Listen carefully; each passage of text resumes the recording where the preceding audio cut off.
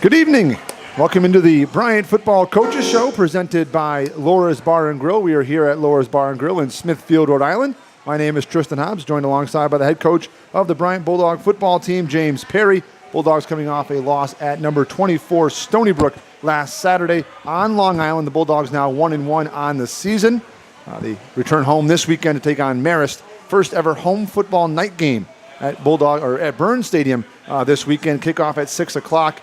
Coach, it's an exciting week of football here for the Bulldogs. For you, because tomorrow is Tuesday, and that means a good practice. And for us in marketing and SID world, it's fun to promote the first ever night game. It's a big week for this team, especially coming off the first 2 weeks of the season. A great chance to take the next step and get better each week. Yeah, and I think the kids are really already very excited about it. You know, we always talk about each week having an opportunity to get better, and then there's something special about being able to come home.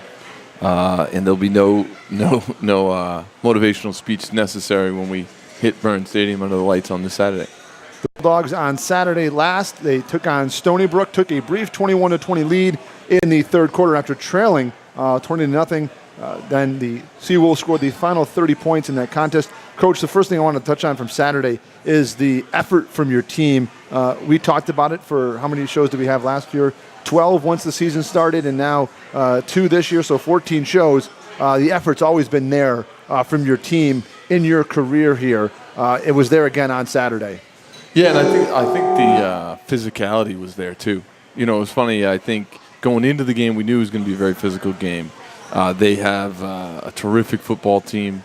They 2 very good lines on both the offense and defensive side of the ball. So as the game went on, it was nice to see us match that physicality.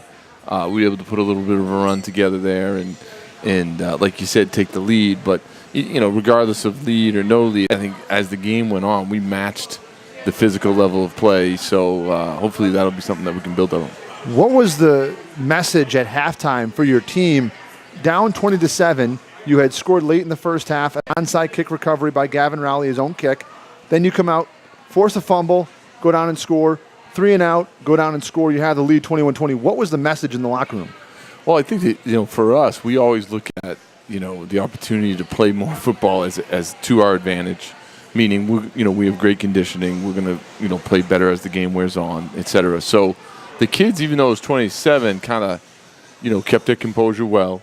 I think we would have liked to have scored in the red zone a couple times, but, you know, it wasn't like, oh, man, you know, what happened in the red zone. It was more like, okay, let's make some adjustments.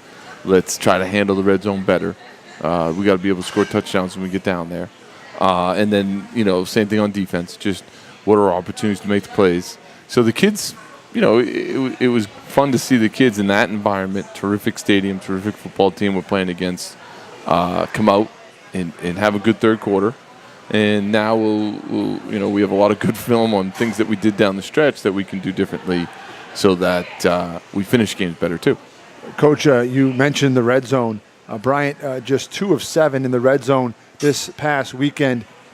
What do you see on the film that is a positive and you can learn from and take to the next game, next games?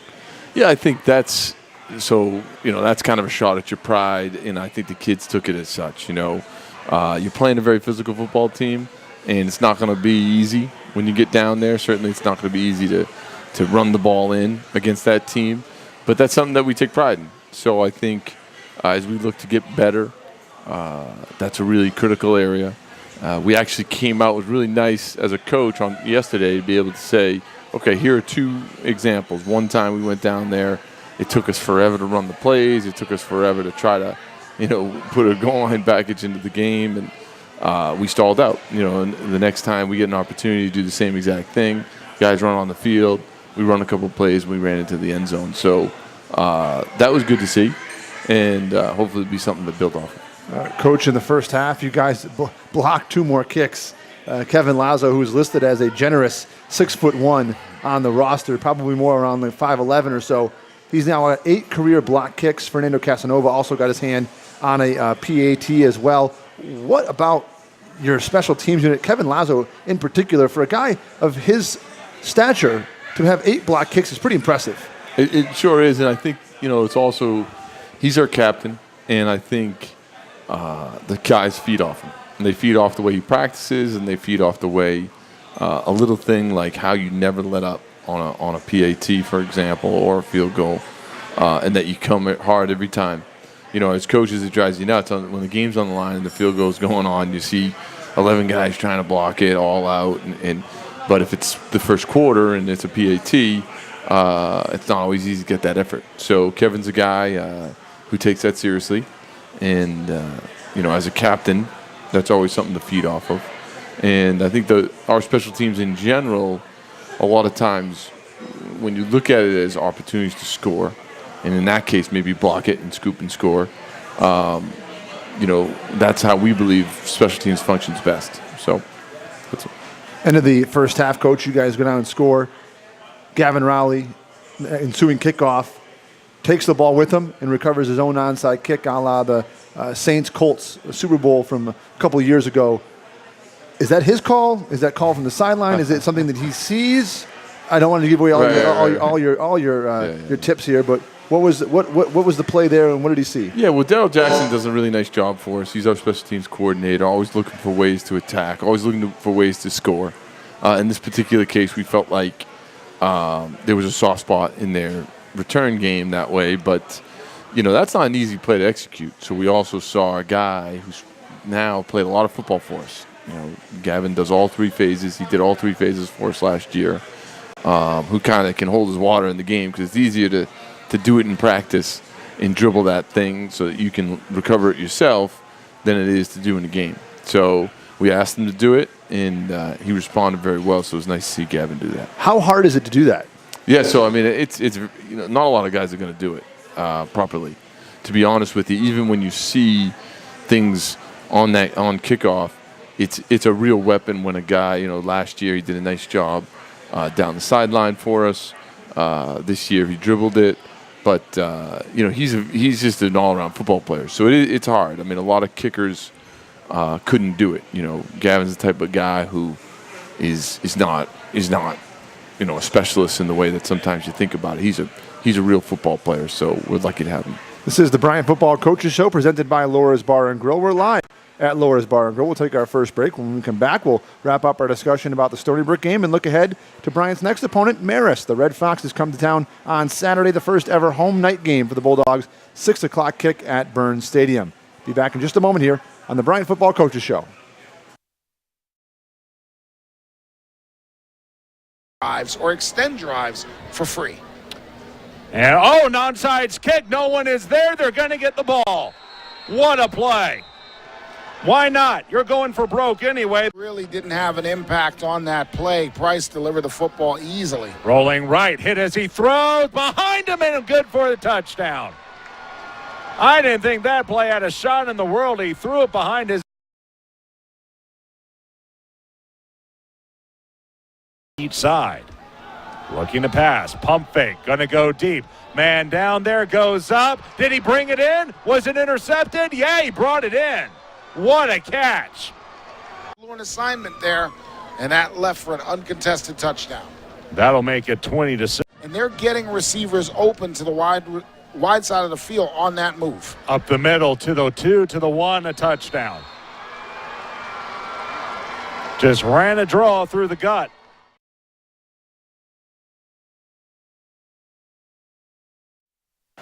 We're back here at Laura's Bar and Grill in Smithfield. This is the Bryant Football Coaches Show. Tristan Hobbes alongside head coach James Perry. Bulldogs getting set for this week's matchup against the Marist Red Foxes from the Pioneer League. Marist, a bye week last week. They are 0-1 on the season. That's a 6 o'clock kick on Saturday night. But quickly wrap up our discussion about last weekend's game at Stony Brook. The Bulldogs falling to the national ranked Seawolves. Coach, you talked to me after the game. Great test for your team. And an example of where your team and where you expect this program to be, one of the best in the FCS, and that's a great test against a team that is there right now. Yeah, you know, I think if you're going to be one of the best programs in the FCS, you got to play those guys. And when you play them, you know, eventually you want to be able to say, okay, we're taking these steps, we're playing physically against them very well. Last year, I think, you know, we played a couple teams that were playoff teams. And there were times where I didn't feel like we responded physically like I would have liked to. So now, that's just another hurdle that we're able to cross. And, I said to the team after the game, that's where we want to go, right? We want to be one of the best teams in the FCS. We're going to have to play this team and be able to beat them.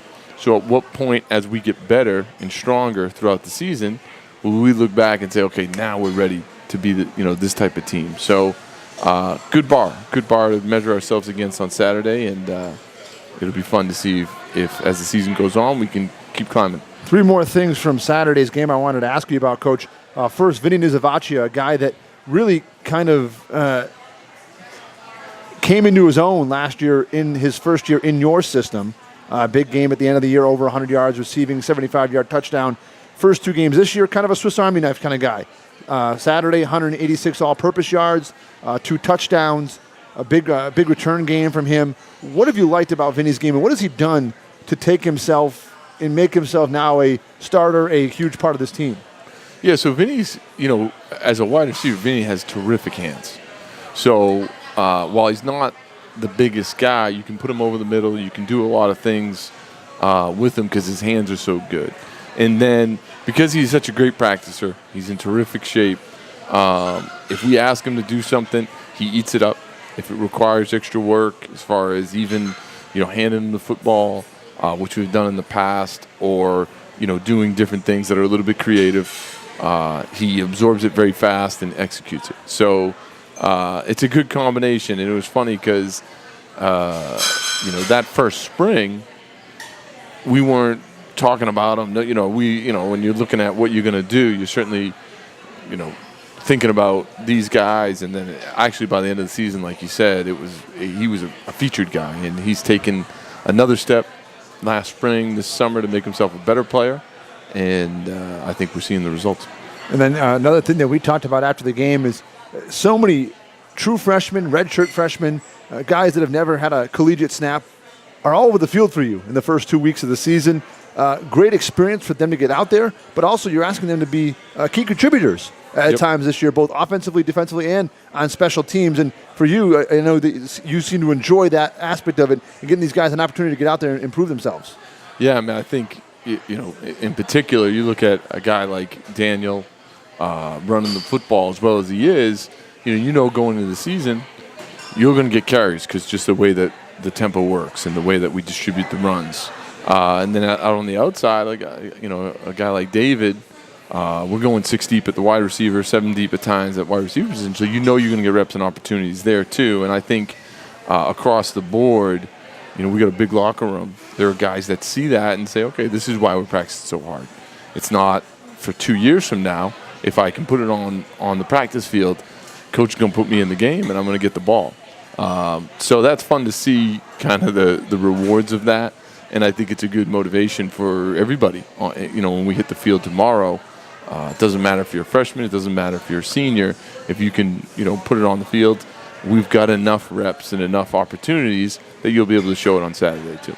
And then one thing, Coach, final thing from Stony Brook is you talked a lot about A.J. Patterson from New Haven after week 1 about how it was a great opportunity for your team to see a quality quarterback and get ready for the quality quarterbacks you'll see in Northeast Conference play. I thought that on Saturday, what a great opportunity for your team to see 2 really quality running backs in a season in which you're going to see a lot of guys in the Northeast Conference that are very similar type runners. Yep. Thoughts on that and what it meant for your team to be able to play against 2 guys like that that are downhill, interface, and can run the football? Yeah, and just measure yourself physically. So we take a lot of pride in that. And, you're measuring yourself physically against, absolutely probably the best rushing team in all of FCS. We've got they have 2 great backs, but they also have a very good offensive line. It's just a very physical team. So, for me, I know moving forward, that's something that we can grow upon, seeing an opportunity to do that. And I think it was fun to see a nice stretch of play during the game, that late in the second quarter, third quarter, where we absolutely matched their physicality, and that'll be something to build upon. This is the Bryant Football Coaches Show presented by Laura's Bar and Grill. We'll take our final break. When we come back, we'll move into this game week, and the Bulldogs take on Marist College coming up from Poughkeepsie, New York. Kickoff is 6 o'clock on Saturday night at Burns Stadium. First ever home night game for the Bulldogs. This is the Bryant Football Coaches Show presented by Laura's Bar and Grill.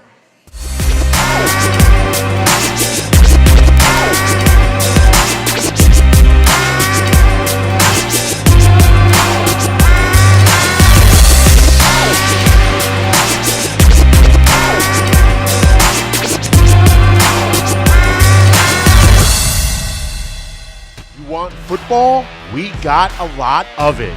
NEC Front Row will carry more than 30 live games during the 2017 season and will provide plenty of pigskin coverage in between. Prepare for the week's list of games by watching the whole 9 yards.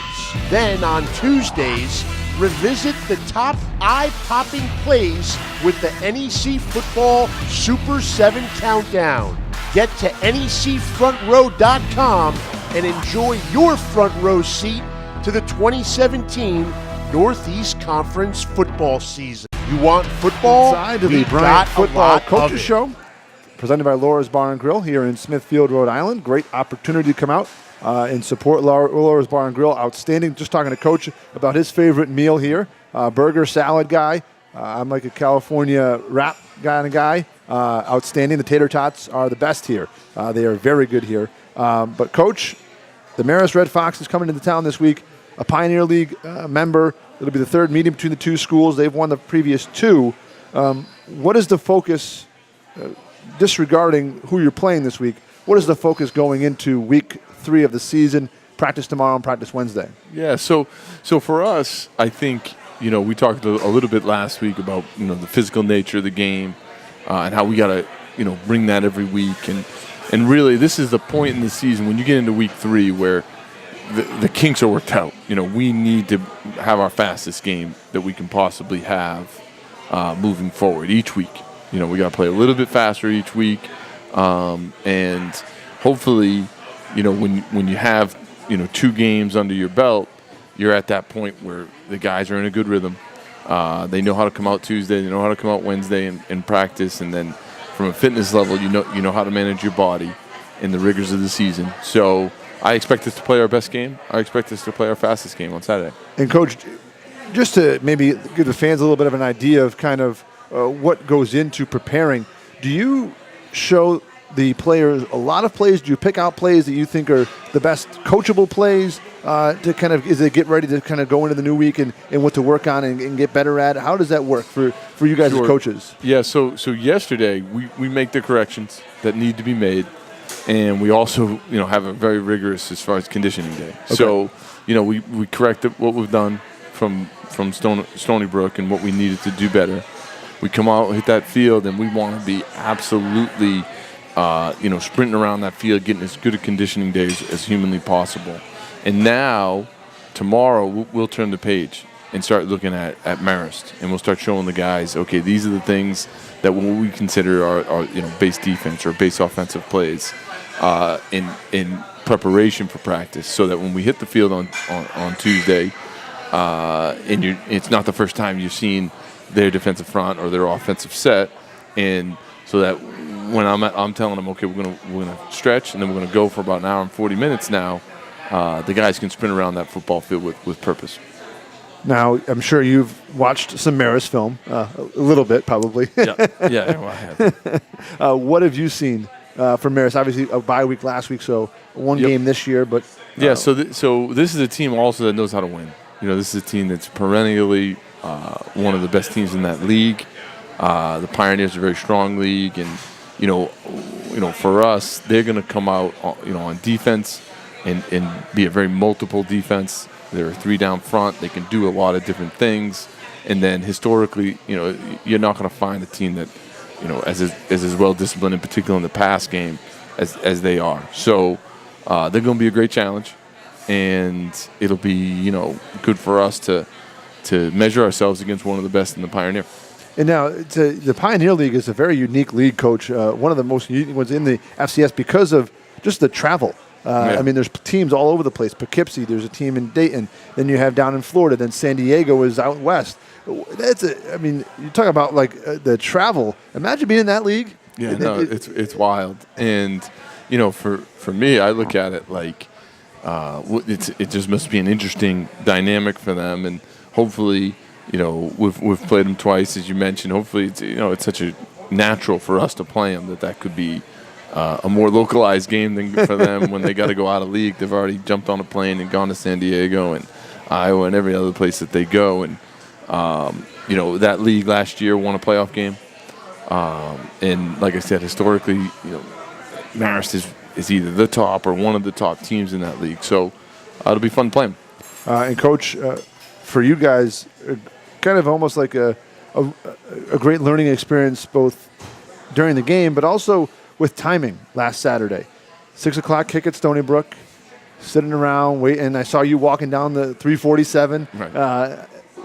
How does the team learn from that and get better, improved, what have you, for this Saturday's 6 o'clock kick, albeit at home? But what do you learn from last Saturday's kind of time frame, and how do you learn from that this week? Yeah, and I think, it's an interesting time of day because the sun is going down. So it's not quite night when you kick off, and then all of a sudden, by the end of the first quarter, it's pitch black, right? So that dynamic is also something to kind of just get your bearings on a little bit. For us, the biggest thing about playing at home this night game is no motivational speech necessary, right? Like these guys are going to be extremely excited to play. I know the support is incredible always, and this week will be no different. If anything, there'll probably be even more excitement around that. So for me, it's about trying to keep it as normalized as possible. How can we look at a 6 o'clock kick at home, which is incredible, we're very excited about it, and just normalize it? So how do we normalize that? Pre-game, which means 3.5 hours before you play, right? How do you normalize when you wake up, which means I don't, because I'm playing at 6, sleep in. Right? I gotta wake up and get myself in a routine. So the excitement will be there. I won't have to, pull a Newt Rockney before the game. I know that. If anything, like I said, it'll be just making sure that we do our job and play the game, regardless of what other variables come in, night game or not. Just play the game the way the Bulldogs do. Now, Coach, you've played under the lights. You've coached in night games. As a player, for those maybe who are watching that have never played football, and kind of there's a unique thing about a night game. What for you was the unique about the night game? What kind of got you excited about it? Especially this time of year, because it's nice and crisp at night. Even if it's kind of warm during the day, it's crisp. It feels like football. You're sitting here in September, and I think you do feed off the crowd when you're at home a little bit, from the perspective of there's going to be a lot of energy. And Burns Stadium's an incredible place and an incredible home field advantage that we have anyway. And I expect that it'll be even a bigger home field advantage this weekend. And to wrap up our show, Coach, I know we talked a little bit about it on our first show, but this is the 20th season of Bryant football. Year 20, hard to imagine. 1999, the first varsity season. Here we are in 2018, the 20th season of football at Bryant, and new turf, new lights, and now the first ever night game. A lot to celebrate about this program, about what it's accomplished, and about where it's going. And for you to be a part of that has to be pretty special. It is, and that's actually been the most fun part of my job. I don't think there's a single place, FCS level Division I football that gets more support. I don't think there's a coach out there that gets more emails and phone calls that are wishing me good luck. I know every Sunday after the game I'm going to come in. There's going to be people who are always there to support us, and I know next Saturday there's going to be a lot of people there in the stands supporting us, and I'm very appreciative of it. The players are very appreciative of it, and I know all the Bulldogs that are out there supporting us can fully expect and count on the fact that we're going to give our best effort. And one last question, Coach. This might be a tough one to answer. You don't have to answer it if you don't want to. The Bulldogs win on Saturday if? Yeah, I think that it will play our best game if we practice the way I know we're capable of. And I'm confident the kids will take that seriously and do that. And that's what makes me so pumped about tomorrow. That's a great answer. Folks, the Bulldogs and the Red Foxes, Saturday, 6 o'clock kickoff, the first ever night game at Burns Stadium. Get your tickets at BryantBulldogs.com/tickets. Also, follow the Bulldogs on social media at BryantUFootball on Instagram and Twitter. We got a nice little fun promo video coming for you at the end of today's coaches show to kind of hype up the night game on Saturday night. But again, 6 o'clock Saturday night, Burns Stadium. That's the place to be. Tailgating opens at 1 o'clock, folks. So we're excited to have it, Coach, and thanks for joining us. And we'll be back here next Monday for the next edition of the Bryant Football Coaches Show, presented by Laura's Bar and Grill in Smithfield.